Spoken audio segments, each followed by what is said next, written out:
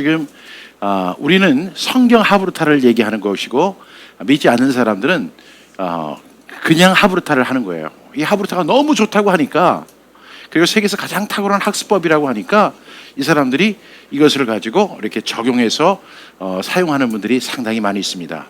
여기에 이제 우리 초등학교 선생님도 계시는데, 울산에 가니까 이제 울산에 이제 초등학교 선생님들이 이렇게 모여가지고 그 교사, 이렇게 하브루타 교사 모임도 이렇게 가지시고 이런 경우도 있습니다. 그런데 여기서 가까운 데 가면 역삼동에 하브루타 아침 모임이 있어요. 여러분들에게 가라고는 못하는 이유가 이제 한 학기에 한 400만 원 정도의 이제 수강료를 이렇게 내야 됩니다.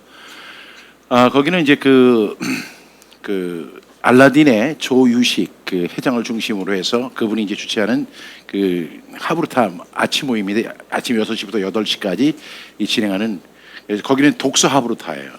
그래서 그 한 권의 책을 주고 읽고 같이 그 책을 가지고 하브루타를 하는 그런 그 모임이 있습니다. 근데 참 거기에 오는 사람들이 우리나라를 이끌어가는 아주 젊은 CEO들이 상당히 많거든요. 그렇게 앞서가는 교육을 하는 사람들이 있다고 한다면, 우리는 이 성경 하브루타를 통해서 그 사람들은 그에서 더 많은 학습 효과를 누리는 거지만, 우리는 이 하브루타를 통해서 하나님의 축복을 받는 것이 더 놀라운 비결이라고 저는 생각합니다. 제가 이 사람들이 이제 제가 한번 동영상을 한번.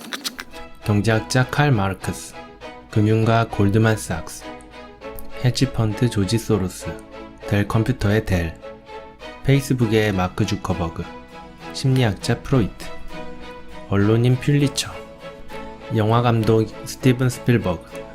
이들의 공통점이 무엇일까요? 바로 유대인입니다. 유대인은 다양한 분야에서 세계를 이끌고 있습니다. 이번 영상은 유대인들이 세계를 이끌 수 있었던 원동력인 유대인의 공부 방식에 대해 알아보겠습니다. 전 세계 유대인의 총 인구는 1,500만에서 1,600만 명입니다. 유대인의 약 80%는 미국과 이스라엘에 살고 있는데요. 미국에 약 684만 명, 이스라엘에 약 500만 명이 살고 있습니다. 세계의 인구의 0.2%에 불과합니다.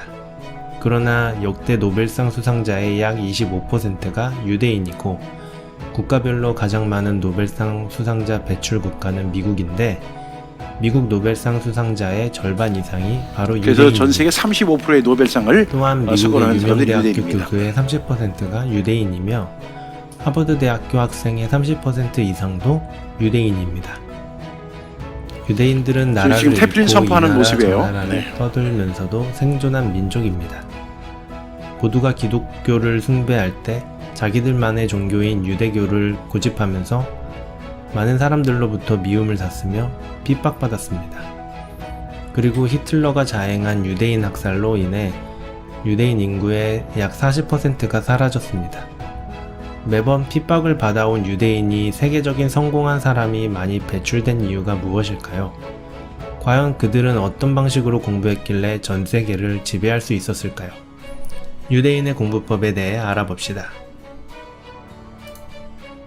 유대인의 공부 비법 첫 번째는 탈무드입니다. 유대인은 탈무드를 공부합니다. 우리는 탈무드를 마치 우화집이나 명언 모음집 정도로 알고 있는데요. 실제 탈무드는 총 20권에 달하며, 탈무드는 방대하고도 다양한 이슈에 대한 질문과 논증의 기록입니다. 한번 실제 탈무드의 구조를 살펴보겠습니다. 탈무드는 이렇게 생겼습니다.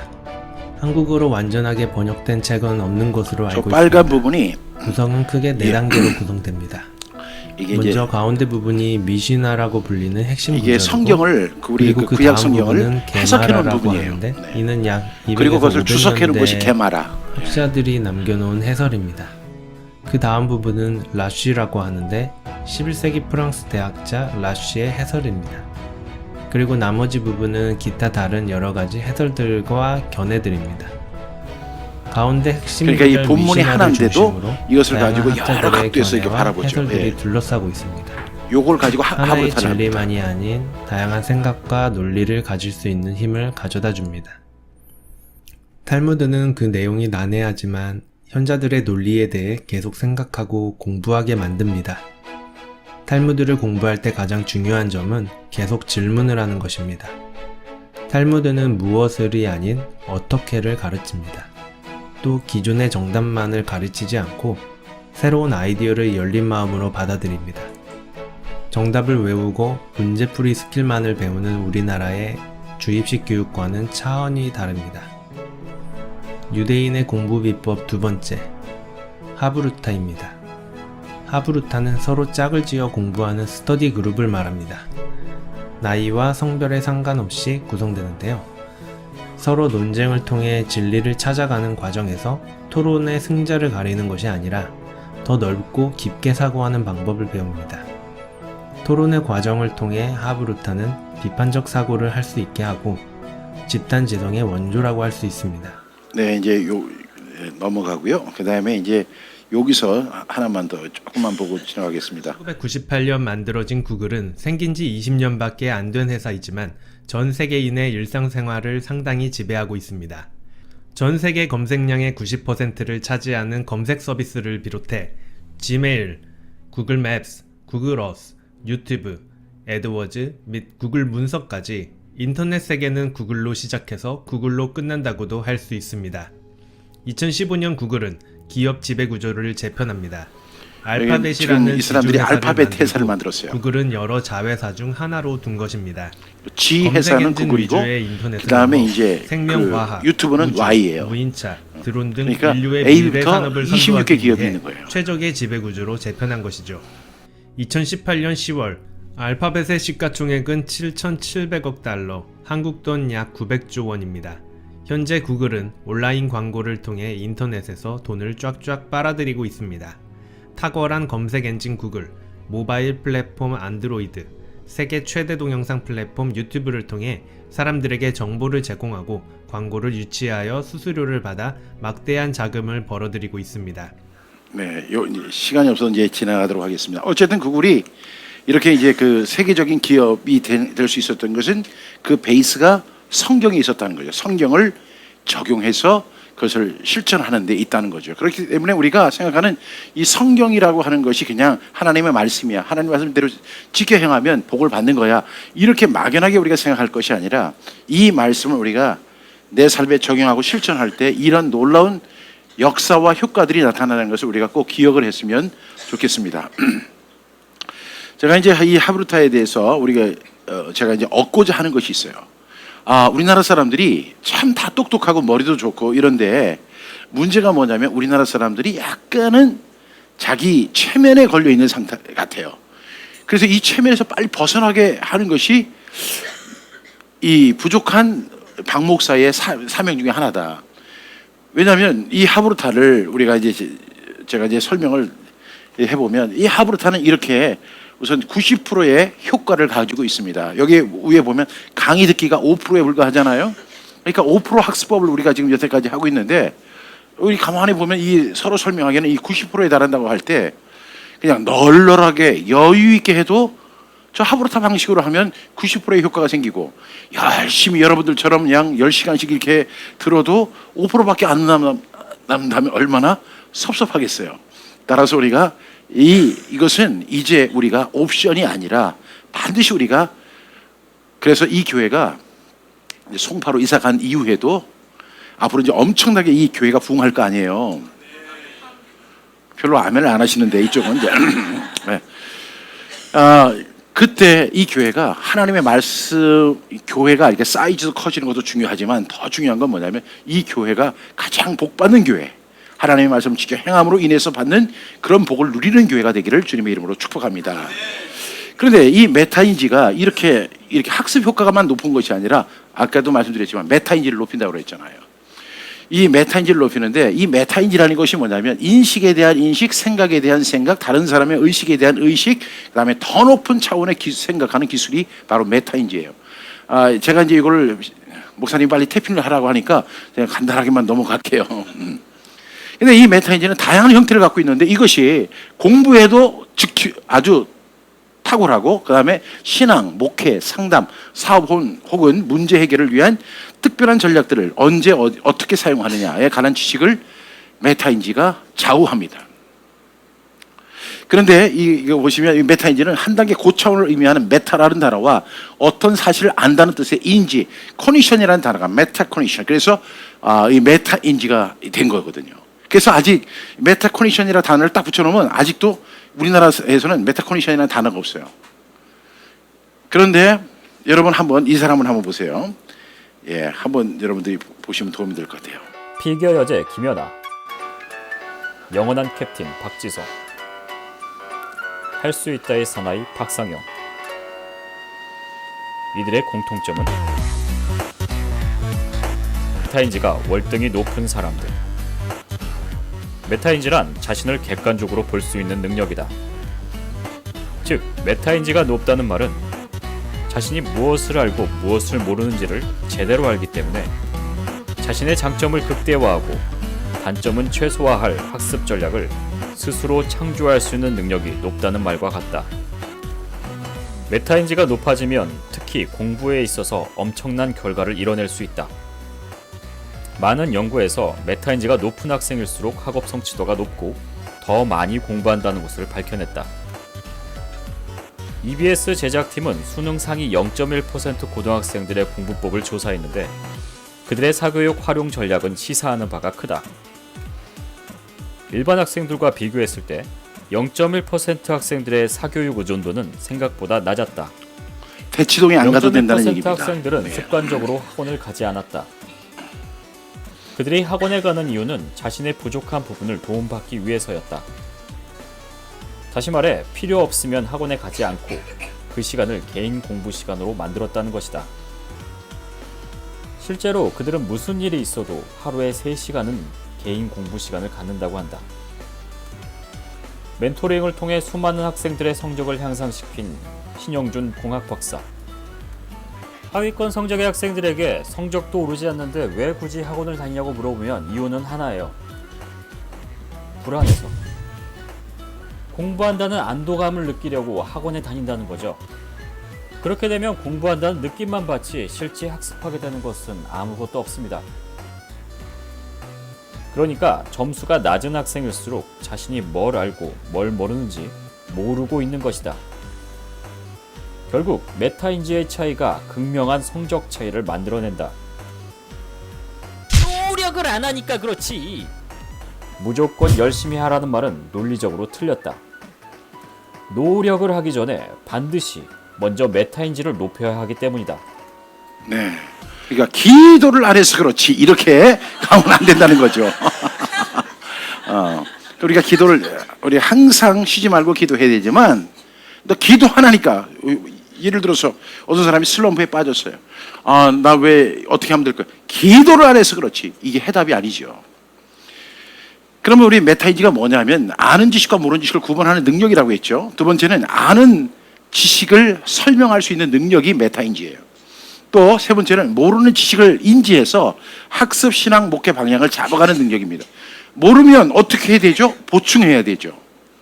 그 다음에 네 번째는 스스로 생각하여 질문을 던지면서 인지하는 것인지 인지하지 못하는 것을 구별하는 능력. 이거는 내가 인지하고 있다, 인지하지 못한다. 그런데 이것이 어떤 분야에서 공부를 잘하는 것도 중요하지만 열심히 하는 것도 중요하지만 메타인지가 높으면 공부를 효과적으로 하게 되고 그냥 메타인지가 좀 낮으면 열심히만 하는 거예요. 그래서 이제 시험을 볼 때 너 시험 잘 봤니? 예, 잘 본 것 같아요. 근데 나중에 보면 성적이 너무 안 나온 거예요. 그러니까 이런 인생을 사는 것은 그것은 학교라고는 작은 캠퍼스 안에서 이루어지는 일이지만 이것이 계속 인생에서 연장이 된다는 거죠. 그러다 보면 이 사람은 성공적인 삶을 살아갈 수 없는 거죠. 예수님은 메타인지의 달인입니다. 그래서 예수님은 메타인지를 우리에게 말씀해 주셨어요. 그 다음에 이 메타인지는 인지적 오류에서 벗어나야 하는 거예요. 우리가 인지적 오류가 뭐냐면 대부분 사람들이 흔히 겪는 착각들을 우리가 인지적 오류라고 하는데 이렇잖아요. 우리가 오고 가는 착각 속에 헷갈리는 너와 나가 이렇게 발생하잖아요. 그럼 이거 문제거든요. 이 교회가 오고 가는 착각 속에 헷갈리는 막 사람들로 이렇게 혼재해 있다면 이게 무슨 유익이 있겠느냐 하는 거죠. 따라서 우리가 이 메타인지를 우리가 하는데 이 인지적 오류에서 우리가 벗어나야 된다. 그런데 그런 면에서 볼 때 이것은 결코 우연이 아닙니다. 메타인지는 이런 것 같아요. 사람들이 열심히 걷는데 전부 다 이렇게 박스를 갖다 이렇게 메고 다니는 것 같은 거예요. 무엇을 하는지, 내가 오늘 무엇을 했는지, 아까 제가 질문해봤죠. 나는 누구인가? 내가 좋아하는 것은 무엇인가? 내가 잘하는 것은 무엇인가? 몇 가지만 질문해도요, 사람들의 머리가 딱 아픈 건 뭐냐면 생각의 근육을 갖고 있지 않기 때문에 그런 거예요. 근데 이제는 우리가 좀 전략을 좀 바꿀 때가 되지 않았나요? 여태까지 했던 방식이 조금은 식상하잖아요. 그러니까 좀 바꿀 필요가 있어요. 어떻게 바꿔야 되느냐? 예수님이 말씀하신 대로 우리가 하는 것이 좋습니다.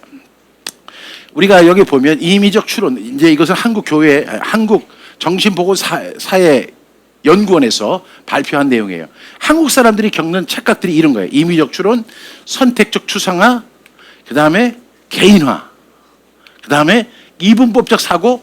여러분, 나는 도 아니면 뭐야, 뭐 이렇게 하는 사람이 있잖아요. 그건 자기가 스스로 인지적 오류에 빠져 있다는 걸 얘기하는 거예요. 나는 도 아니면 뭐야. 아니, 도하고 모 사이에 개도 있는 거지. 어떻게 도 아니면 뭐예요? 인생이 그렇게 딱딱 부러집니까? 절대 그렇지 않아요. 근데 마치 그게 뭐 자기의 인생 철학이라도 되는 것처럼 되게 잘난 척 하는데, 그 잘난 척 왜 하느냐? 무식하니까. 아까 목사님 그랬잖아요. 무식하니까. 그러니까 이런 무식에서 우리가 벗어나야 되는 것은 간단한 거예요. 메타인지를 우리가 향상시켜야 되죠. 파국화, 항상 무슨 일을 할 때 최악의 상태만 먼저 생각하는 거, 이것도 착각이에요.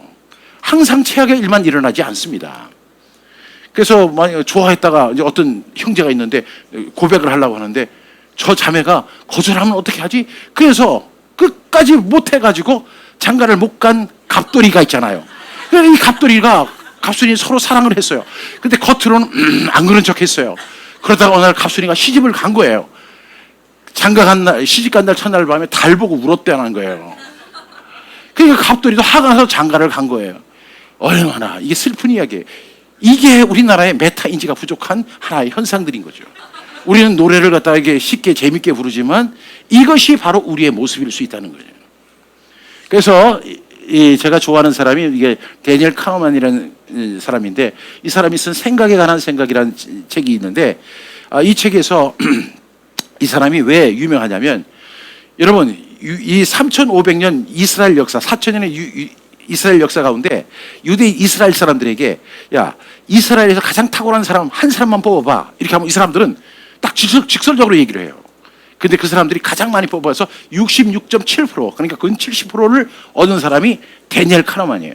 이 사람이 쓴 책이 생각에 관한 생각인데, 오늘 이 책을 보고 나서 집에 가서 사야 되겠지. 이거 사지 마세요. 이게 두께가 이렇게 이 시간에 성경 읽는 게 나아요. 아니면 이 책을 제가 읽다가 요약을 해야 되겠다. 그래서 제가 요약한 책이 메타인지와 예수님의 하브루타예요. 그걸 나머지는 다 통계니까 읽어보지 마세요. 이거 책값도 이게 엄청 비싸요. 이게 28,000원인가요? 이게 비싸죠. 그런데 이스라엘 사람들이 가장 존경하는 한 사람, 다윗도 들어가고 솔로몬도 들어가고 그 다음에 뭐 하는데 그 중에 1등으로 뽑힌 사람이 이 데니엘 카너만인데, 얼마나 똑똑하냐면 노벨상을 받았기 때문이 아니라 이 사람이, 여러분 한번 따라해 보세요. 메타인지를 개발한 사람이에요. 그것을 발견한 사람이에요. 그래서 1976년에 메타코니션이라고 하는 단어를 합성을 시켜서 메타코니션이라는, 그래서 메타인지를 우리에게 소개했어요. 근데 이 사람이 이렇게 얘기를 하는 거예요. 이 책에서 제가 핵심을 여러분에게 소개해 볼게요. 이 강의만 들으면 이 책을 다 읽은 거예요. 첫 번째, 사람들은 기억력 착각을 한다는 거예요. 기억력 착각. 자기의 기억 수준을 자기가 착각하는 거예요. 근데 그런 사람들이 뭐라고 얘기를 하면 항상 내 기억은 정확해, 이렇게 얘기한다고요. 그런 사람 말 절대 믿지 말아요. 그거는 그 사람의 착각이에요. 이 착각을 안 하는 사람은 그렇게 얘기 안 해요. 근데 착각하는 사람은 내 기억은 정확해, 이러면서 자기 기억을 갖다 정당화시키는 경우가 있죠. 그런데 여기 보니까 임의의 숫자 15개를 바로 보고 순서대로 얼마나 외울 수 있을까 물어봤더니 40% 이상 10개 이상을 맞출 수 있다고 했지만 실제로는 10개 이상을 맞춘 사람은 1%에 불과한 거예요. 사람들은 자신의 능력을 과대평가하는 경우가 있습니다. 착각입니다. 두 번째로 이 소박한 실제론이라는 것이 있는데 여기서 빨리 벗어나야 돼요. 자신이 세상을 보고 있는 것이 순진하게 그것이 옳다고 믿는 거예요. 그러니까 우리가 이런 현상이 생기면 우리나라가 파경으로 가는 거예요. 왜? 한쪽은 내가 생각하는 것이 옳다. 한 사람은 내가 하는 거죠. 그러니까 극과 극으로 가는 거죠. 그 사람이 뭐라고 했어요? 자루나 우루나 치우치지 말아라. 이것은 뭐냐? 메타인지 똑바로 잡으라는 거예요. 자로 가는 것도 문제고 우루 가는 것도 문제예요. 자신이 세상을 똑바로 보고 있다고 생각하니까 너무 극으로 가는 거예요. 이런 사람에게는 대화라는 것이 없어요. 중재라는 게 있을 수가 없는 거죠. 그렇기 때문에 이런 문제에서 빨리 우리가 해결해야 됩니다. 그런데 참 재밌는 거는요. 호텔 마트 식당 여성 화장실에서 이제 남자는 별로 그렇지 않은데 여자들은 호텔이나 이렇게 들어가면 여자 화장실이 하나, 둘, 셋, 넷, 5칸이 있어요. 예를 들어서 그 여자들이 첫 번째, 두 번째, 세 번째, 네 번째, 다섯 번째 어디를 쓸까? 근데 이 첫 번째 화장실은 쓰는 비율이 5%밖에 안 되더라는 거예요. 왜? 이런 생각을 하는 거예요. 분명히 앞에 썼던 사람이 첫 번째 칸을 썼을 거야. 그러니까 나는 두 번째 칸, 세 번째 칸을 쓸 거야. 이렇게 하는 거예요. 실제로는 어디가 제일 깨끗하냐면 첫 번째 화장실이 제일 깨끗한 거예요. 그러니까 호텔에 가면 또 손을 씻는데 손을 씻을 때 거기 타올을 이렇게 걸어놨잖아요. 그러면 손을 씻을 때 지금은 이제 뭐 일회용 타올을 쓰지만 그 앞에 분명히 앞에 쓴 사람은 앞에 있는 걸 쓸 거야. 그러니까 나는 뒤에 있는 걸 닦을 거야. 이렇게. 근데 앞에 간 사람은 어디를 닦았냐면 그 뒤에를 닦은 거예요. 똑같은 생각을 하고. 그러니까 이게 얼마나 놀라운 착각입니까? 그러니까 이런 착각에서 우리가 벗어나야 된다는 거죠. 세 번째 이제 사후 해석 편향.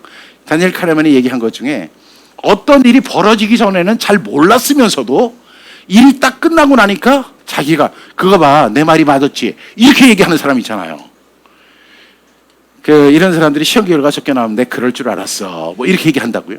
근데 시험 보고 나와서는 뭐라고 얘기했는 줄 아세요? 이번 시험은 정말 잘 치른 것 같아요. 이렇게 해놓고 나서. 그러니까 사람이 이렇게. 그 다음에 네 번째는 계획오류인데요. 자기의 실행력, 자기가 실행할 수 있는 능력을 과대평가하는 거죠. 이거 보세요. 연초에 세운 계획의 88%는 지켜지지가 않는데요. 뭐 예를 들어 2019년에는 성경 통독 10번 할 거야. 뭐 88%가 안 지켜지니까 그 자기의 실행력을 너무 이렇게 신뢰하지 않길 바랍니다. 그 다음에 졸업을 앞둔 4학년 학생이 논문을 작성하는데 얼마나 걸릴지 한번 예측해 보라니까 평균적으로 학생들이 자신이 예측한 기간보다 3에서 4주가 늦어졌어요. 이것은 어떤 개인적인 문제로 끝날 수가 있지만 시드니에 가면 오페라 하우스가 있어요. 그 오페라 하우스를 몇 년에 지을 수 있는가 이렇게 얘기했더니 7년이면 다 끝낼 수 있다. 비용은 얼마냐? 그때 그 당시에 25억인가 30억이에요. 근데 실제로는 그거 하는데 2배 걸렸어요. 14년이 걸렸고 돈은 무려 13배가 더 들었어요. 그러니까 그런 것이 우리에게 왔을 때 우리에게는 굉장히 큰 리스크가 될 수 있다는 사실을 우리가 알아야 됩니다. 그 다음에 우리가 또 착각 중에 하나가 뭐냐면 정서 예측 오류예요. 자신의 미래 감정을 잘못 예측하는 그런 것들이 많습니다. 여기 집을 사면 평생 행복할 것 같다 이렇게 생각하지만 집을 사면 그냥 그 행복감은 오래 가지 않는다는 거죠. 그리고 이 데니엘 카네만이 얘기한 것 중에 이런 이야기가 있어요. 어떤 자식을 잃은 부모가 있어요. 그러니까 그 자식을 잃고 나서 너무너무 부모가 마음이 아픈 거예요. 그래서 나는 도저히 못 살 것 같다. 이 아이를 갖다 떠내보내고 해서 나는 못 살 것 같다 그랬지만 그 데니엘 카네만이 딱 가서 조사를 해보니까 딱 한 달이 되니까 정상적으로 밥 먹고 정상적으로 일하고 정상적으로 일하러 가고 친구 만나러 가고 커피 마시러 다 그냥 똑같이 하더라는 거예요. 그러니까 자기의 정서 예측도 오류가 있습니다. 제일 재밌는 건 이거예요. 아마 여러분하고는 해당 이상이 없는데 저하고는 해당 사항이 많아요. 평균 이상 효과라고 해서 어떤 항목이든 자신이 평균 이상이라고 생각하는 거예요. 특히 남자들은 그 운전 실력, 부인 앞에서 항상 그렇게 하죠. 나는 운전을 잘해. 뭐 이렇게 그러면서 부인이 운전을 못하고 막 그래서 남편한테 운전 배우지 말라 뭐 이런 이야기가 있잖아요. 식당을 망하는 사람들의 특징이 뭔지 아세요? 자신의 요리 솜씨가 탁월하다고 생각하는 거예요. 그런 것들이 바로 평균 이상의 효과입니다.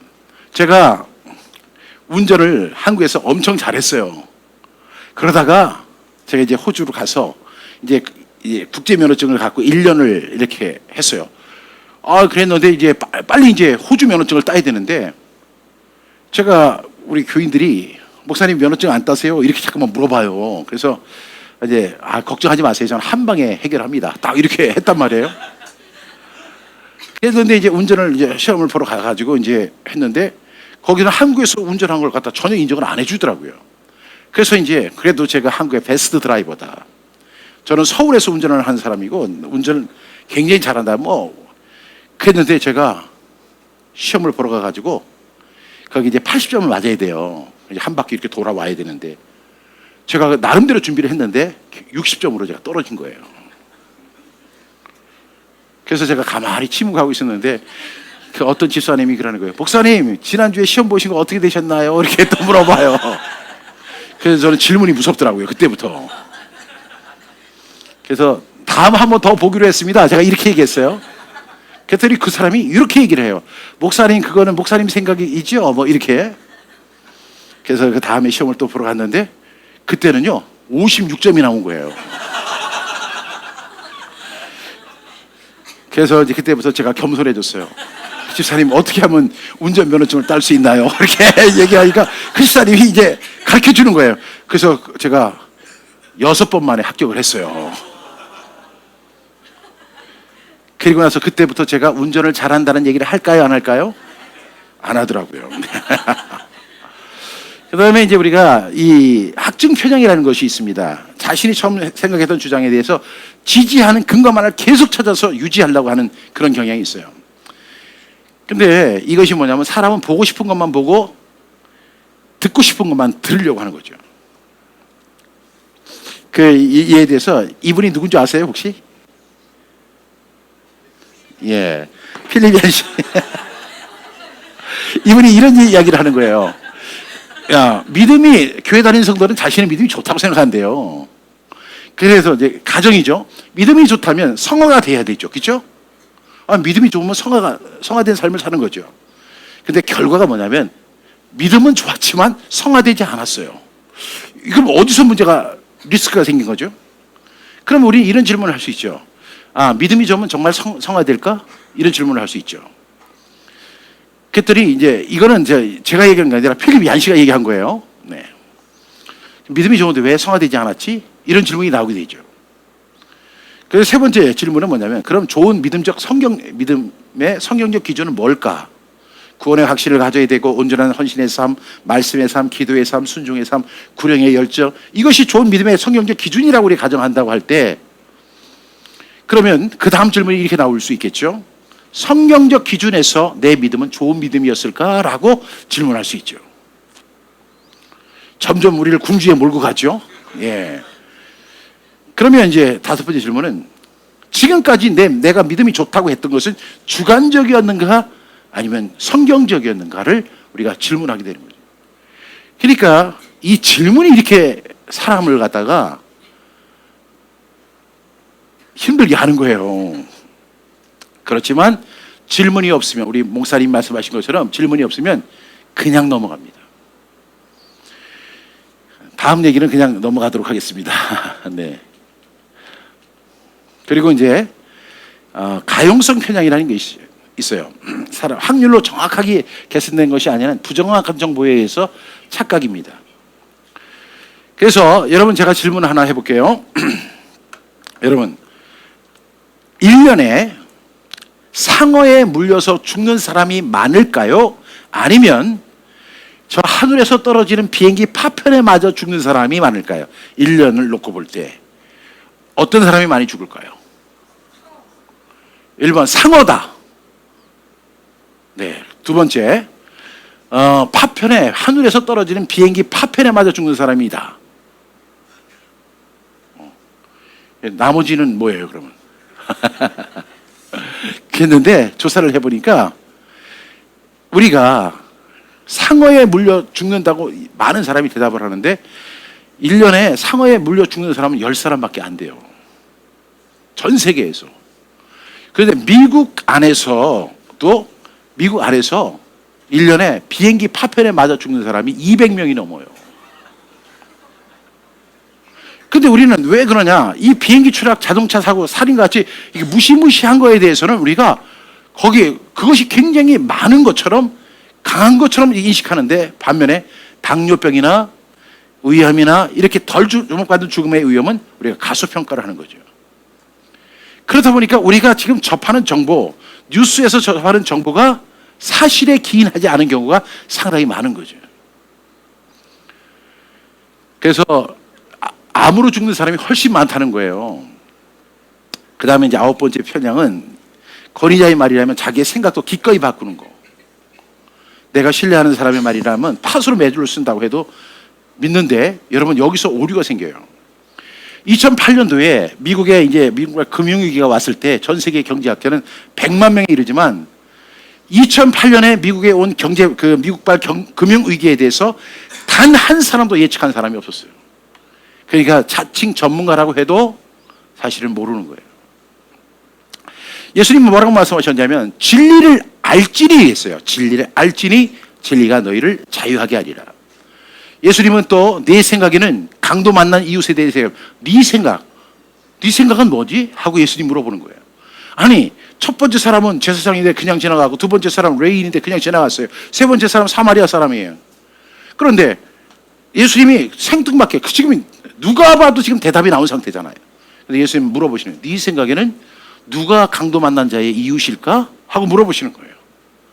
네 생각은 뭐지?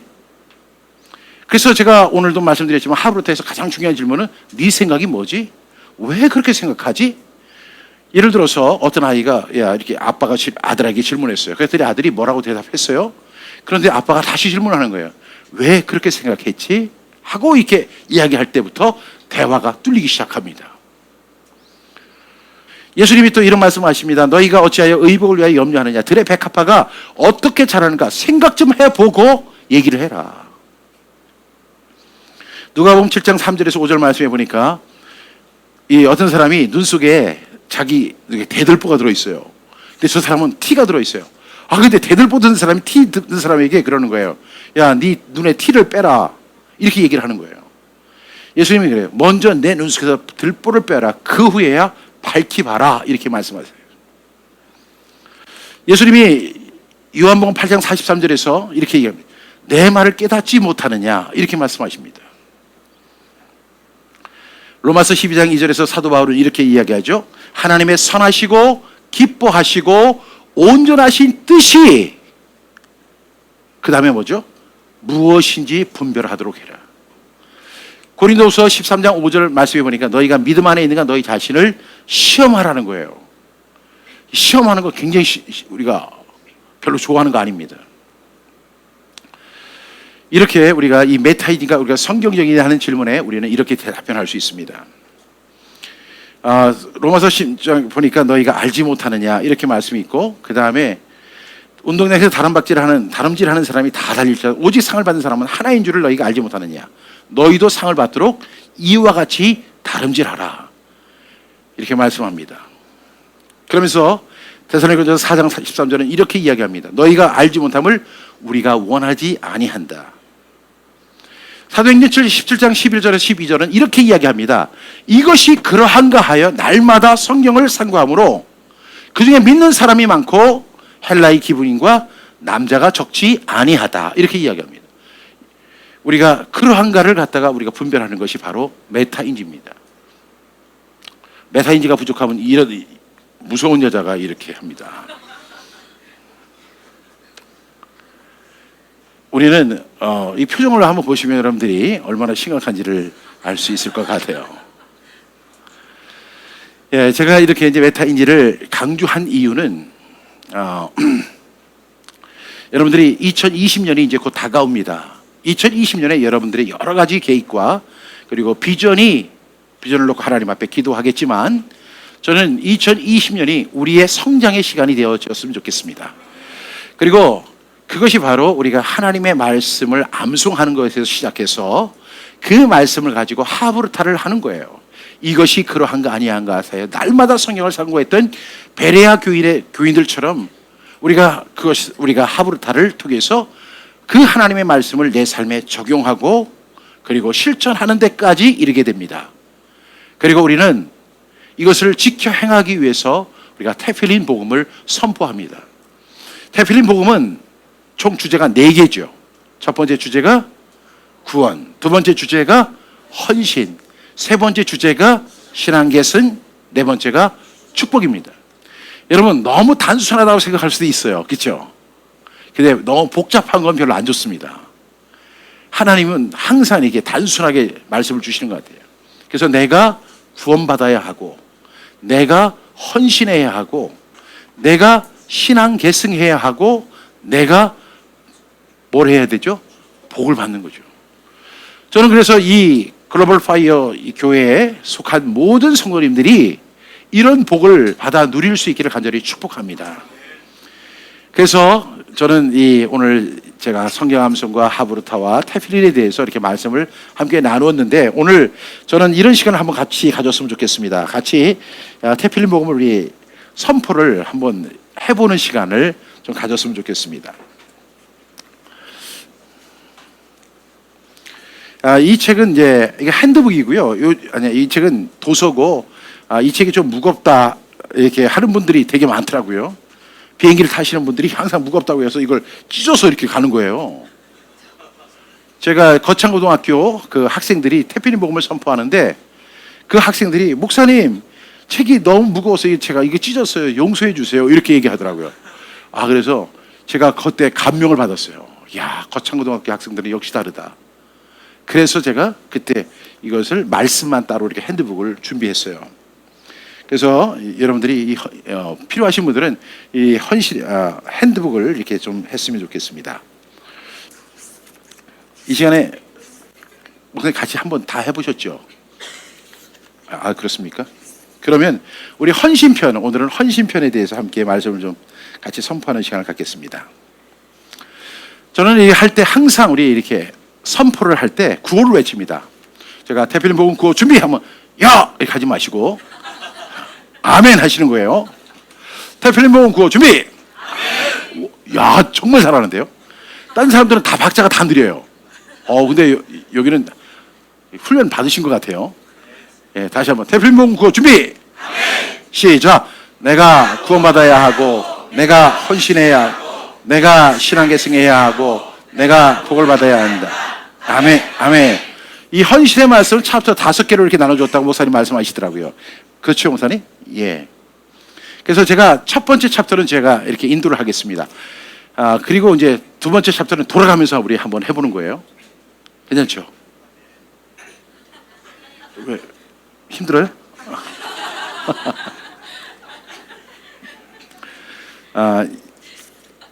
저는 테필린 복음 선포 기도문을 꼭 합니다. 하나님 아버지, 테필린 복음을 선포할 때 하나님이 주시는 완전한 진리를 성령님을 통해 밝게 알게 하여 주시길 원합니다. 하나님의 말씀을 내 입에 두라는 있게 하라는 말씀에 의지하여 이 시간 테필린 복음을 선포합니다. 사탄의 방해를 막아주시고 말씀으로 승리하게 하옵소서. 말씀을 선포하는 가운데 하나님의 음성을 듣게 하시고 성령의 임재를 체험하게 하시고 기쁨이 충만하게 같이 하겠습니다. 중도에 포기하지 않도록 지켜주시고 선포 중 잡념에 사로잡히지 않도록 지켜주옵소서. 테필린 복음이 전국 방방곡곡에서 선포되게 하시고 더 나아가 이미 교회 선교사님들도 함께 선포하는 가운데 사탄의 역사가 제한되고 예수님의 이름으로 기도합니다. 아멘. 바로 들어가겠습니다. 예수님이 말씀하시는 헌신의 정의는 무엇입니까? 요한복음 12장 24절부터 25절 말씀. 내가 진실로 진실로 너희에게 이르노니 한 알의 밀이 땅에 떨어져 죽지 아니하면 한 알 그대로 있고 죽으면 많은 열매를 맺느니라. 자기의 생명을 사랑하는 자는 잃어버릴 것이요 이 세상에서 자기의 생명을 미워하는 자는 영생하도록 보존하리라. 요한복음 14장 24절부터 25절 말씀. 아멘. 헌신의 상징과 결과는 무엇입니까? 그래서 9장 13절부터 14절 말씀.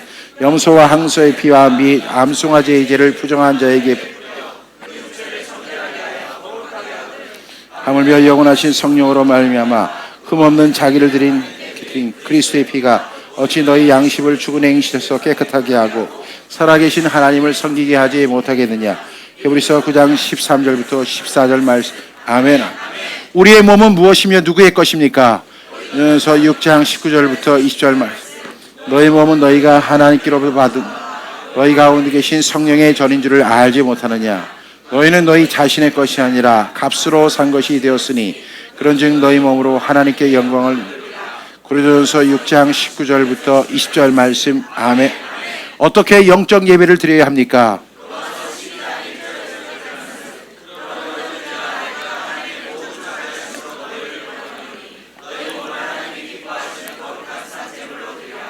이는 너희가 드릴 영적 예배니라.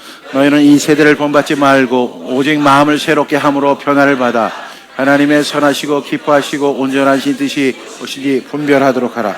로마서 12장 1절부터 2절 말씀. 우리는 누구를 위해 살아야 합니까? 우리가 주를 위하여 살고 죽어도 주를 위하여 죽나니 그러므로 사나 죽으나 우리가 주의 것이로다. 로마서 14장 8절 말씀. 아멘. 우리는 먼저 무엇을 구해야 합니까? 그런즉 너희는 먼저 그의 나라와 그의 의를 구하라. 이 모든 것을 너희에게 더하시라. 마태복음 6장 33절 말씀. 아멘.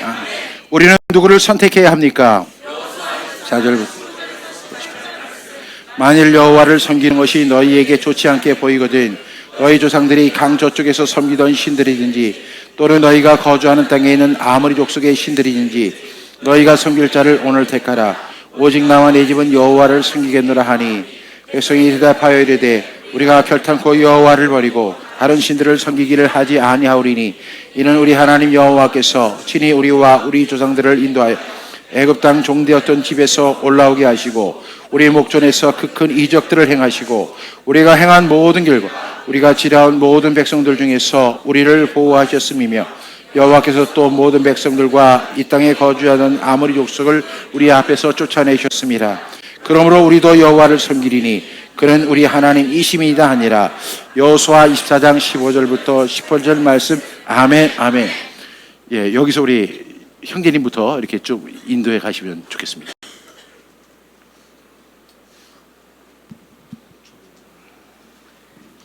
하늘에 계신 아버지 하나님께 어떻게 영광을 돌려야 합니까?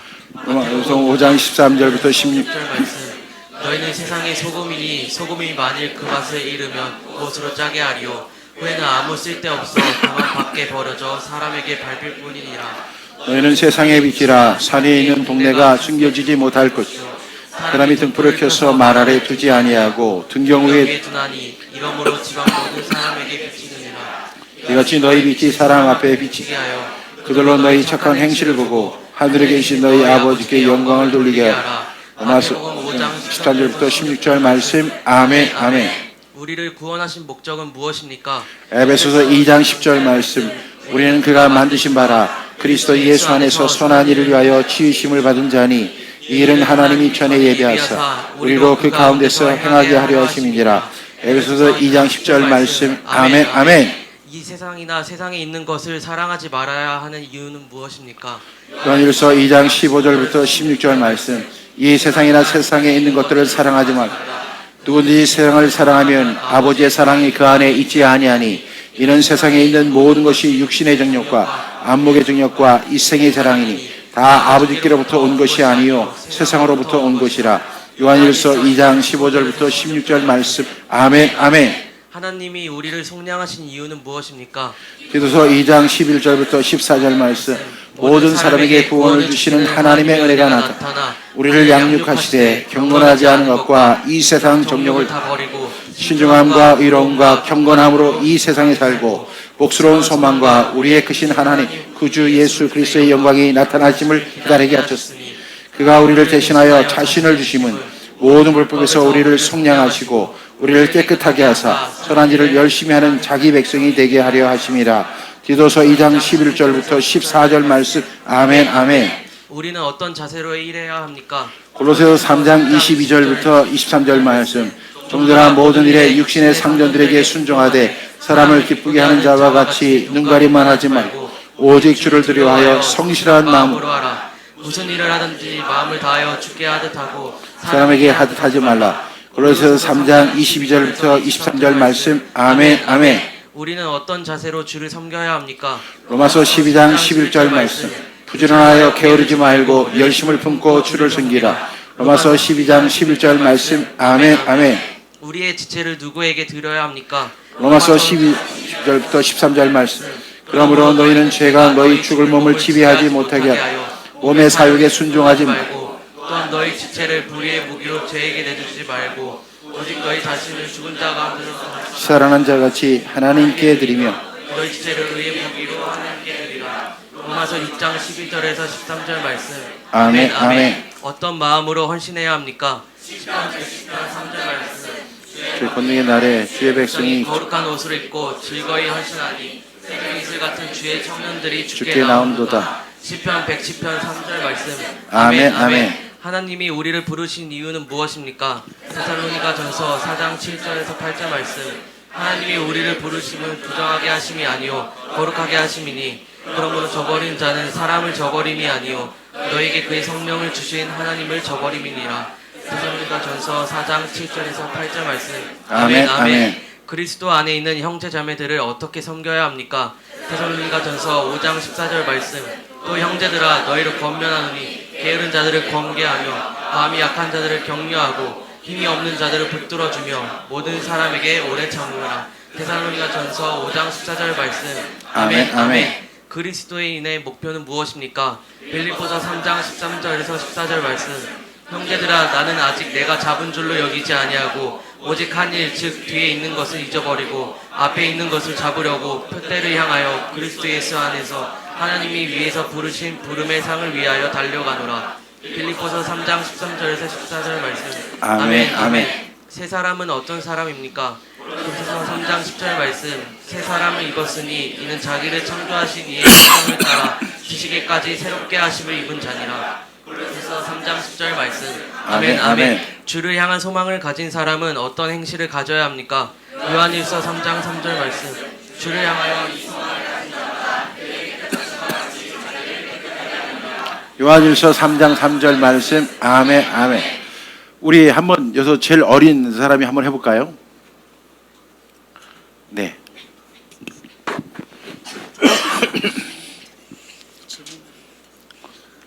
네. 어른 책으로 한번 해보세요. 예.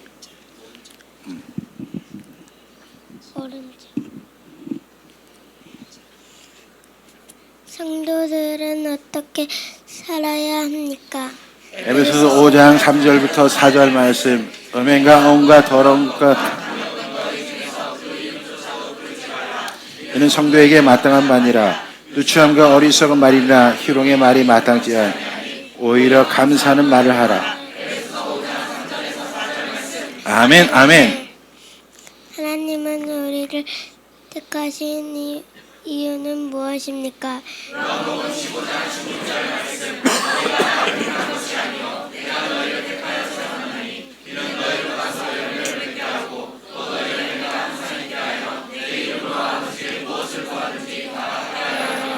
요한복음 15장 16절 말씀. 아멘, 아멘. 성령의 열매는 무엇입니까? 갈라디아서 5장 22절부터 23절 말씀. 오직 성령의 열매는 사랑과 희락과 오래 참음과 자비와 양선과 충성과 온유와 절제 이 같은 것을 금지할 법이 없느니라. 갈라디아서 5장 22절부터 23절 말씀. 아멘, 아멘. 부르심을 받는 일에 합당한 삶은 무엇입니까? 에베소서 4장 1절부터 4절 말씀. 너희를 권하노니 너희가 부르심을 받은 일에 합당하게 모든 겸손과 온유로 하고 오래 참음으로 사랑 가운데서 서로 용납하고 평안에 매는 줄로 성령이 되게 하는 것을 힘써 지키라.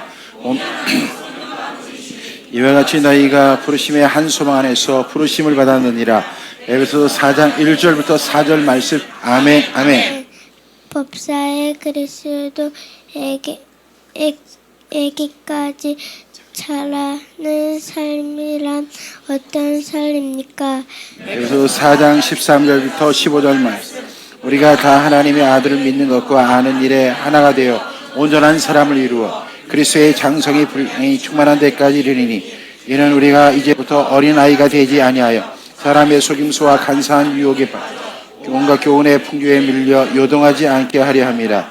오직 사랑 안에서 참된 것을 하여 범사의 계획까지 자를 그는 머리니 곧 그리스도라.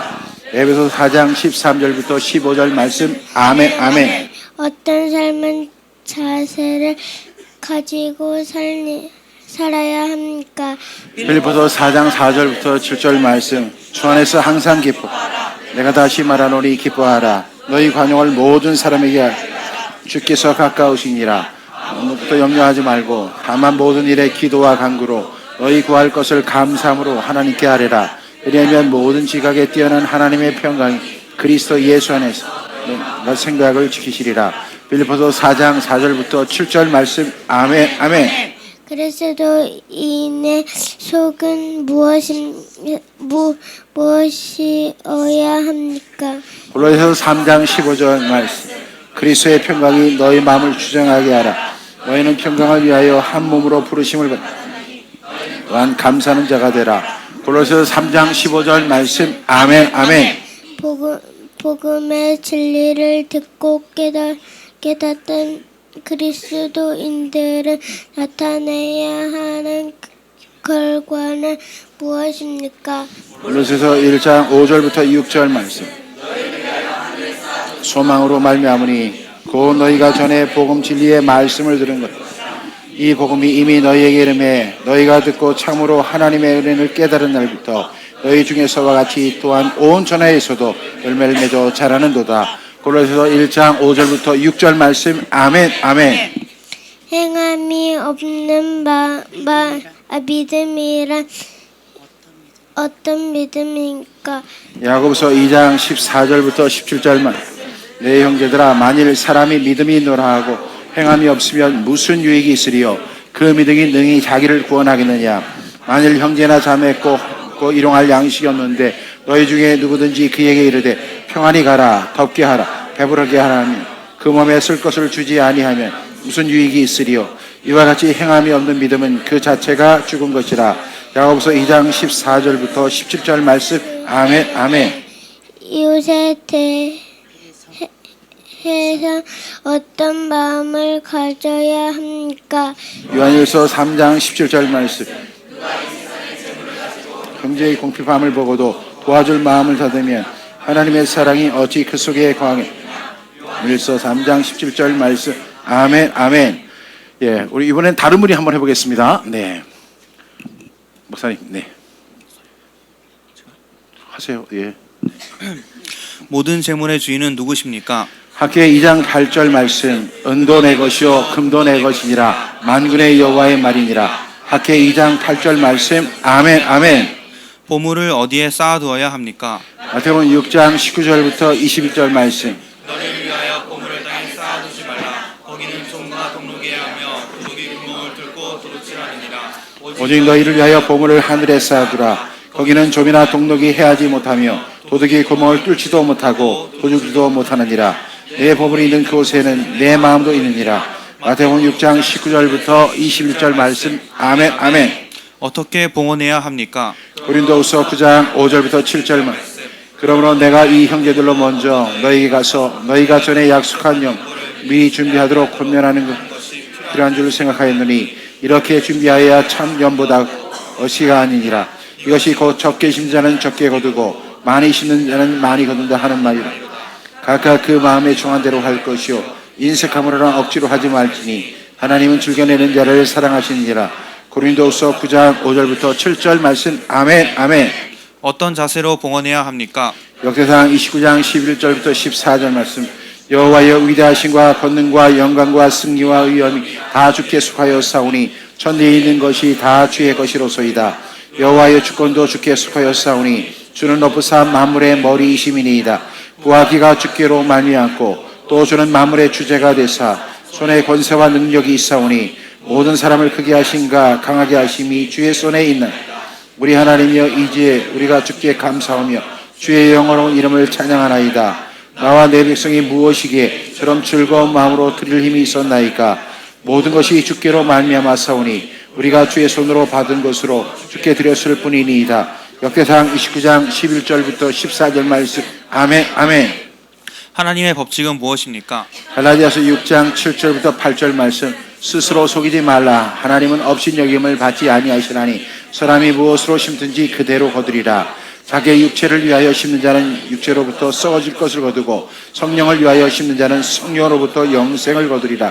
갈라디아서 6장 7절부터 8절 말씀. 아멘. 아멘. 어떤 사람이 헌금을 많이 했습니까? 누가복음 21장 1절부터 4절 말씀. 예수께서 눈을 들어 부자들이 헌금함에 헌금 넣는 것을 보시고 또 어떤 가난한 가부가 두 랩돈 넣는 것을 보시고 이르시되 내가 참으로 너희에게 말하노니 이 가난한 가부가 다른 모든 사람은 너들은 그 풍족한 중에서 헌금을 넣었거니와 이 가부는 그 가난한 중에서 자기가 생활비 전부를 넣었느니라 하시니라. 누가복음 21장 1절부터 4절 말씀. 아멘. 아멘. 하나님을 공경하는 봉헌은 어떤 자세입니까? 잠언 3장 9절 말씀. 내 재물과 내 소소물에 처음 입은 여호와를 공경하라. 잠언 3장 9절 말씀. 아멘. 아멘. 무엇으로 하나님을 시험해야 합니까? 말라기 3장 10절 말씀. 만군의 여호와가 이르노니 너희의 온전한 11조를 창고에 들여 나의 집에 양식이 있게 하고 그것으로 나를 심하여 내가 하늘 문을 열고 너에게 복을 쌓을 것이 없도록 붙지 아니하고. 말라기 3장 10절 말씀. 아멘. 아멘. 누구를 주인으로 선택해야 합니까? 6장 24절 말씀. 한 사람이 두 주인을 섬기지 못할 것이니 호기를 미워하고 저를 사랑하거나 여기고 저를 경히 여김이라. 너희가 하나님과 재물을 겸하여 섬기지 못하느니라. 마태복음 6장 24절 말씀. 아멘. 아멘. 누가 우리의 모든 쓸 것을 채우십니까? 빌립보서 4장 18절부터 19절 말씀. 내게는 모든 것이 있고 또 풍부한지라 에바브로 편에 너희가 준 것을 받음으로 내가 풍족하니 이는 받을 만한 향기로운 제말이요 하나님을 기쁘시게 한 것이라. 나의 하나님이 그리스도 예수 안에서 영광과 그 풍성한 대로 너희 모든 쓸 것을 채우시리라. 빌립보서 4장 18절부터 19절 말씀. 아멘. 아멘. 우리가 여기까지 했는데 이 헌신은 5챕터로 되어 있죠. 그래서 헌신이란 무엇인가? 그리고 우리가 교회 안에서는 헌신이 잘 이루어지는데 교회 밖에서 헌신, 어떻게 헌신할 것인가? 세상 속에서. 그리고 은도 내 것이요 금도 내 것이다. 그러니까 이 우리가 헌신할 때 이 여기서 이 헌신을 영어로 오퍼링이라고 해요. 이 사람들은. 그래서 이 사람들이 이렇게 고백을 하죠. S 구원, salvation, 그 다음에 offering, 그 다음에 S 쉐마, 그래서 SOS가 되죠. 그래서 SOS를 치면 하나님이 blessing 하신다. 그래가지고 SOS, blessing 이렇게 합니다. 이 사람들은 모든 걸 다 즐겁게 해요. 의미를 참 재밌게 했죠. SOS를 치면 하나님이 blessing 하신다. 그래서 이 테필린의 4개의 말씀을 이렇게 해나갑니다. 그런데 여기서 우리 헌신에서 가장 중요한 것을 이제 오퍼링이라고 하는데 어떤 사람은 뭐 봉헌이다 이렇게 해석을 하지만 우리는 헌신의 개념으로 받아들여야 되고 이 헌신에서 헌금 생활도 들어가게 되죠. 그런데 이제 마지막으로 제일 중요한 헌신이 또 뭐냐면 교회 생활입니다. 교회 생활. 그래서 교회 생활을 한번 어떤 분이 자원하시겠습니까? 네, 목사님이 시청해 주세요. 네, 예, 하세요. 네.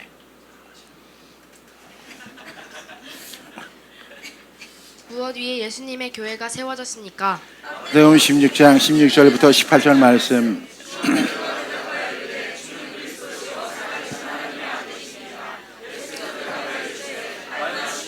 네가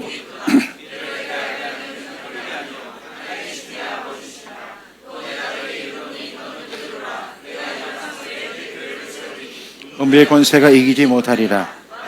16장 16절부터 18절 말씀. 아멘. 아멘. 교회의 머리는 누구십니까? 에베소서 1장 22절부터 23절 말씀. 또 만물을 그의 발 아래 복종하게 하시고 그를 만물 위의 교회의 머리로 삼으셨느니라. 교회는 그의 몸이니 만물 안에서 만물을 충만하게 하신 이의 충만함이니. 에베소서 1장 22절부터 23절 말씀. 아멘. 아멘. 누구의 피로 교회를 사셨습니까? 사도행전 20장 28절 말씀. 여러분은 자기를 위하여 또는 온 양떼를 위하여 상가라. 성령이 그들 가운데 여러분을 감독자로 삼고 하나님이 자기 피로 사신 교회를 보살피게 하셨느니라. 사도행전 20장 28절 말씀. 아멘. 아멘. 어떻게 격려하며 권해야 합니까? 히브리서 10장 24절부터 25절 말씀. 소라드로바 사랑과 선행을 격려하며 모이기를 패하는 어떤 사람들의 습관과 하지 말. 오직 권하여 큰 날이 가까움을 볼수록 더욱 그리하자. 히브리서 10장 24절부터 25절 말씀. 아멘. 아멘. 초대교회의 모습은 어떠했습니까? 사도행전 2장 46절부터 47절 말씀. 날마다 마음을 같이하여 성전에 모이기로 힘쓰고 집에서 떡을 떼며 기쁨과 순전한 마음으로 음식을 먹고 하나님을 찬미하며 또 온 백성의 칭송을 받으니 주께서 구원받는 사람을 날마다 더하게 하시니라. 사도행전 2장 46절부터 47절 말씀. 아멘 아멘. 교회의 직분을 삼으신 이유는 무엇입니까?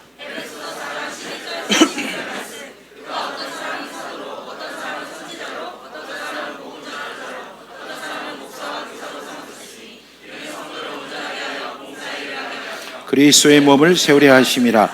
에베소 4장 11절부터 12절 말씀. 아멘 아멘. 가르침을 받는 사람의 자세는 무엇입니까? 갈라디아서 6장 6절 말씀. 갈라디아서 6장 6절 말씀. 아멘 아멘. 우리를 인도하는 자에게 가져야 할 자세는 무엇입니까? 13장 17절 말씀. 너희를 인도하는 자들에게 순종하고 복종하라. 그들은 너희 영혼을 위하여 경성하기를 그들로 하여금 즐거움으로 이것을 하게 하고 근심으로 하게 하지 말라. 그렇지 않으면 너희에게 유익이 없느니라.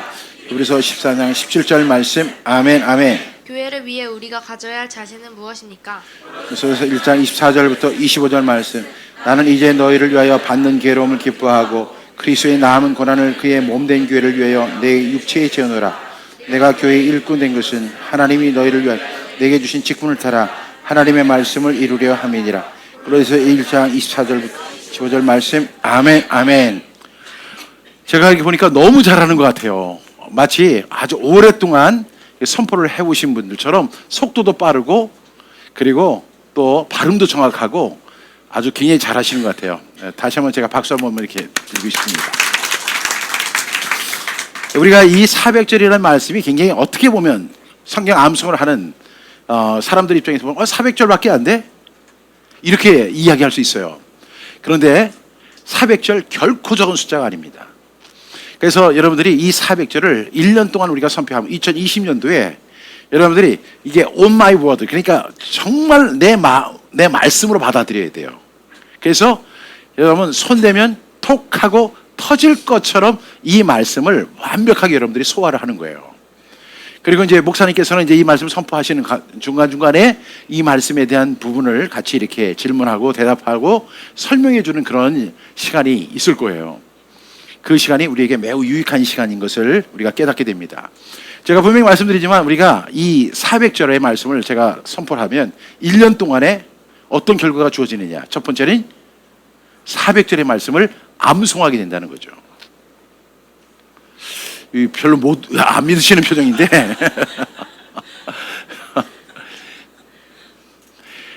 그 테필린 복음을 이렇게 선포할 때 지금 유대인들이 이제 할 때 그 정신이 아주, 그러니까 내 자식인데 이 테필린 선포를 안 해요. 엄마가 이렇게 하거든요. 밤에 아이가 이제 파티에 갔다가 늦게 올 수도 있잖아요. 그럼 엄마가 딱 소파에 앉아서 대기하고 있습니다. 이제 오니? 네, 왔어요. 테필린 선포하자. 이렇게 하면서 유대는 선포를 해요. 그러니까 아침에 일어나서 선포하고 그다음에 낮에 선포하고 또 저녁에 잠자리에 들기 전에 선포를 합니다. 그렇게 하면서 이 사람들이 400절을 암송하는 것도 중요하지만 4가지 철학이 이 몸속에 딱 배는 거예요. 구원의 삶, 헌신의 삶, 신앙 계승, 그다음에 축복의 삶이 이루어질 때 놀라운 결과들이 있게 될 줄로 믿습니다. 두 번째로 제가 기대하는 것은 실제로 그렇습니다만은 강력한 전도자가 될 수 있다 하는 거죠. 우리가 이 전도라는 것이 뭐냐면 도를 전하는 거잖아요. 여러분들이 만약에 어떤 사람을 갖다 교회로 인도해 왔다면 그건 전도가 아니라 인도입니다. 그런데 우리는 뭐가 돼야 되냐면 강력한 전도자가 돼야 되는데 전도를 하기 위해서는 내가 먼저 도에 능숙한 사람이 돼야 되죠. 그러니까 우리가 그리스도인이라고 하면 적어도 이 400절 말씀 정도는 우리가 능숙해서 언제 어디서 어떤 말씀이 튀어나올지 모를 정도로 여러분들이 반복하셔야 돼요. 여러분 이왕 하는 거 좀 그렇게 좀 결단을 갖고 하셨으면 좋겠습니다. 제 아내는 항상 이런 이야기를 하는 것 같아요. 3개월은 죽었다 생각하고 하라고. 네. 그렇게 할 때 놀라운 결과들이 있을 줄 믿습니다. 이 테필린에 대한 정의를 조금만 설명하고 마치도록 하겠습니다. 이 보면 이것이 테필린 이렇게 생겼거든요. 그리고 이 청년이 이 통곡의 벽에서 이렇게 이제 테필린을 선포하기 전에 이렇게 착용하는 모습입니다. 키파를 지금 쓰고 있죠. 저는 이 장면이 참 이 사람들이 포로가 돼서 끌려가는 그 상황 속에서도 이 사람들은 테필린을 이렇게 차는 모습이에요. 지금 이게 무릎 꿇고 지금 항복하는 하는 상황에서도 테필린을 차고 있습니다. 또 이스라엘 군인들이 전쟁터에서 지금 전쟁을 치르고 있는데도 이 테필린을 이렇게 차고 있어요. 얼마나 이게 전투하는데 불편하겠어요. 여기 이렇게 차고 있고 거기다가 지금 헬멧을 써야 되는데 이 사람들은 오히려 하나님이 지켜주신 거예요. 죽고 사는 것은 하나님의 손에 있다. 이렇게 믿는 그런 신앙이 있습니다. 이 테필린을 정리해보면 3,500년 하나님이 친히 제정하신 전략으로 4개의 말씀을 하면 성구함을 말합니다. 테필린이라는 자체가. 그 다음에 매일 3번 그 4개의 말씀을 암송하고 선포합니다. 근데 각 5분 정도의 시간이 소요되는데 5분 곱하기 3번 하니까 한 15분 정도가 돼요. 여러분 제가 누누이 말씀드리지만 우리가 하루에 1440분을 하나님께서 우리에게 선물로 주셨습니다. 제가 얼마 전에 부산 집회를 갔다 올 때요. 제가 제가 수요일 날 이렇게 올라오는데 어제 또 사고 났잖아요. 그 자리에서. 거기 그 영천 그 휴게소에서 이렇게 올라오는 길에 그 블랙 아이스 때문에 해가지고 지금 순식간에 사람들이 차량이 엄청나게 불타고 7명이 죽고 60여 명의 사상자가 나는 그 사건을 제가 그 전날 거기서 올라오면서 그래서 제가 제 아내한테 이런 얘기를 했어요. 블랙 아이스 정말 무섭다. 그런데 그 다음날 그 자리에서 사고가 났어요. 제가 그걸 보면서 끔찍한 거예요. 우리의 생명이 뭐예요? 잠깐 보이다 없어지는 안개 같은 인생입니다. 그런데 우리가 영혼을 준비하는 사람이 돼야 되는데 하나님께서 우리에게 1440분 우리에게 은혜로 시간을 주셨잖아요. 이것은 가난한 사람이나 부한 사람이나 나이 많은 사람이나 나이 적은 사람이나 하나님께서 우리에게 매일 1440분의 시간을 주셨어요. 그러면 이 15분을 하나님을 위해서, 내 자신을 위해서, 내 가정을 위해서, 내가 섬기는 교회를 위해서, 내 사업장을 위해서 헌신할 그 결단이 없다면 이것을 천국하기가 어렵다고 생각합니다. 그래서 여러분 꼭 결단하고 할 수 있기를 간절히 바랍니다. 그 다음에 4개의 주제는 구원, 헌신, 신앙에서는 축복인데요. 이게 하나님이 제정하신 성경 전체의 핵심입니다. 그러니까 테필린의 주제이기도 하지만 성경 전체를 갖다가 이 관점에서 보면 처음에 구원받는 것이고 그 다음에 헌신의 삶을 살아가는 것이고 그리고 신앙 계승하는 것이고 그 다음에 복을 받는 것입니다. 이것이 성경의 4대 핵심이에요. 여러 가지 다른 이야기. 그럼 어떤 사람이 물어봐요. 그러면 사랑은 어디에 들어가는 건가요? 사랑은 헌신에 들어가죠. 세상의 모든 그 성경에 나오는 모든 것들은 이 4개의 카테고리 안에 다 들어갑니다.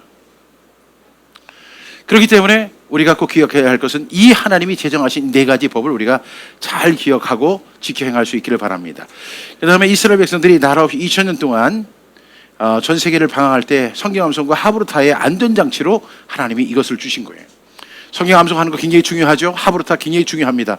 그런데 테필린 복음을 이 사람들이 테필린 복음을 통해서 그 사람들이 꼭 기억하는 말씀이 있죠. 신명기 6장 4절부터 9절 말씀. 이스라엘에 들으라 우리 하나님 여호와는 오직 유일한 여호와이시리. 갑니다. 너는 마음을 다하고 뜻을 다하고 힘을 다하여 내 하나님 여호와를 사랑하라. 오늘 내가 내게 명하는 이 말씀을 너는 마음에 새기고 이거 선포할 때마다 이걸 깨닫는 거예요. 그리고 내 자녀에게 부지런히 가르치며 집에 앉았을 때든지 길을 갈 때든지 누워있을 때든지 일어날 때든지 이 말씀을 강론할 것이며 너는 또 그것을 내 손목에 매어 기호를 삼으며 내 미간에 붙여 표로 삼고 이렇게 말씀하시는 거예요. 그런데 이것을 통해서 하나님이 지켜 행하기를 원하셨던 게 있어요. 성경 암송. 만약에 유대인들이 성경 암송을 하지 않았더라면 지금 우리가 갖고 있는 성경 타낙 그러니까 39권의 성경책이 유대인들이 전부 다 디아스포라가 됐을 때 쿰란으로 도망가가지고 거기서 자기들이 다 암송을 해서 기록한 거예요. 그래서 우리에게 고스란히 준 거예요. 그들이 가지고 있는 성경은 구약이 37권입니다. 37권인데 왜 37권이냐면 열왕기사 사무엘상을 갖다 붙여놨기 때문에 그런 거예요. 똑같은 성경입니다. 창세기부터 말라기서까지 우리에게 그대로 이렇게 우리에게 안겨줬잖아요. 하나님이 그렇게 우리가 일본의 식민지 생활을 갖다 36년밖에 안 했잖아요. 근데 이 나라는 2000년 동안 나라가 없었어요. 그러면 자기의 정체성도 잃어버리고 성경도 잃어버리고 히브리어도 잃어버리고 다 잃어버려야 됩니다. 그런데 이 사람들이 생존했잖아요. 끝까지 생존했잖아요. 그리고 1948년에 이 사람들이 이스라엘 정부를 세웁니다. 이것이 어떤 힘의 능력이냐? 유대인 랍비들은 이렇게 얘기해요. 그건 테필린의 능력이다. 그래서 디아스포라 유대인이 된 사람들에게 우리가 유대인입니다. 우리 본국으로 우리를 송환시켜 주십시오. 이렇게 이제 각 나라 사람들이 얘기를 해요. 그러면 이스라엘 정부에서 3명의 랍비를 보냅니다. 그러면 그 랍비 3사람이 가가지고 이 사람들이 유대인인지 아닌지를 갖다가 구분을 해야 될 거 아니에요. 그래서 첫 번째, 이 사람들에게 블라드 테스트를 합니다. 그래서 이제 혈액 검사를 하고, 두 번째는 그 집에 들어갈 때 그 집에 다윗의 별이 있는가를 정확하게 봅니다. 세 번째, 집 안에 들어가서 테필린을 갖고 오라고 합니다. 테필린을 하느냐? 그러면 거기에 합격이 되면 이 사람을 갖다 본국에다가 얘기를 하는 거예요. 이 사람은 우리 유대인입니다. 다 데리고 올 수는 없잖아요. 그러니까 어떻게 했냐면 그 부락의 대표를 이스라엘 정부로 부릅니다. 그러면 텔아비브 공항에 누가 나와 있죠? 이스라엘 수상이 나와 있습니다. 그리고 그 자리에서 그 사람에게 꽃다발과 함께 시민권을 부여하죠. 이것이 이스라엘의, 근데 거기서 제일 중요한 게 테필린이에요. 그 다음에 우리가 더 나가서 하나님 말씀에 순종해서 이스라엘의 회복과 더 나아가 복을 받게 하기 위해서 하나님이 테필린을 주셨어요. 그런데 이것이 꼭 유대인에게만 적용되는 게 아니라 우리 영적 이스라엘 우리에게도 동일하게 적용된다는 사실을 여러분 알고, 이 험난한 세상 속에서 우리가 하나님의 말씀을 지켜 행하고 그 말씀을 합으로 다하여 잘 적용하는 저와 여러분 되시길 바랍니다. 그리고 이거는 제 간절한 소망이에요. 여섯 번째가 뭐냐면 세계 모든 민족에 뛰어나게 하는 하나님의 전략입니다. 이 테필린을 하는 유대인들이 세계에서 가장 뛰어난 민족이 될 수 있었는데, 우리가 테필린 복음을 선포하는 가운데 우리의 가정이 살아나고 우리의 자녀들이 살아나고 우리의 교회가 살아나는 역사가 꼭 일어나기를 간절히 축복합니다. 그리고 이제 마지막으로 이제 이 테필린 복음이 바로 이런 것이고요. 이 사진을 보게 되면 이 아이가 테필린을 지금 차고 하는데, 옆에 보시면 이 아이가 지금 그 암송하거든요. 이렇게 할 때 그 옆에 랍비가요 정확하게 보고 있어요. 그걸 보고 있어요. 한 자라도 틀리면 안 돼요. 한 자라도. 그래서 우리가 암송 시험을 볼 때 한 자라도 틀리면 안 됩니다. 제가 이렇게 얘기를 하는 거예요. 제가 뭐 그렇게 까다로운 사람이라 그런 게 아니라 우리가 그것이 하나님의 말씀을 대하는 태도예요. 이 사람들은 성경을 쓰다가도 야훼라는 단어가 나오면 거기서 붓을 꺾어버리고 새 붓을 쓰게 돼 있어요. 그 정도로 하나님의 이름을 거룩하게 여기고 하나님을 귀하게 여기고 하나님의 말씀대로 살려고 하는 결단이 그들에게 있어요. 그래서 하나님이 오늘 쉐마를 통해서 주신 3가지 명령이 있죠. 첫 번째는 성경 암송하고, 두 번째는 하브루타 하고, 그 다음에 반드시 테필린을 선포해서 우리가 이 쉐마의 능력을 회복하는 저와 여러분 되시기를 간절히 축복합니다. 저에게 이렇게 귀한 시간을 허락해 주신 거 정말 감사하고, 여러분을 만나게 돼서 너무 감사하고 고맙습니다. 예, 오늘 강의는 여기서 제가 마치도록 하겠습니다.